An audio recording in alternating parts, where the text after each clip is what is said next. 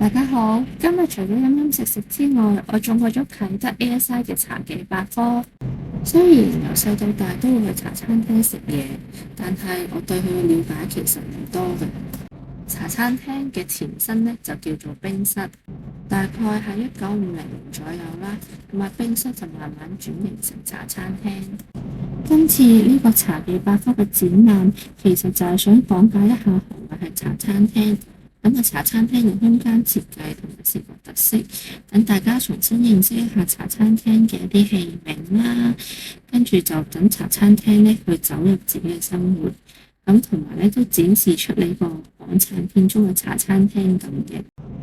而且原來外賣中都有好多唔同嘅圖案㗎，有呢個麥芽花啦、水仙花啦，真係唔講唔知。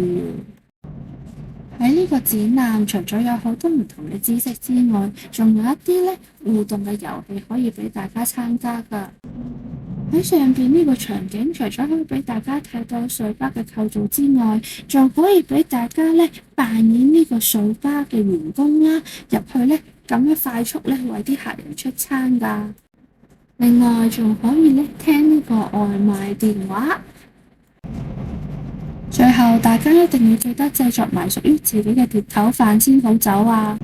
呢個展覽仲有好多好玩嘅嘢㗎，大家一定要記得快啲去啦！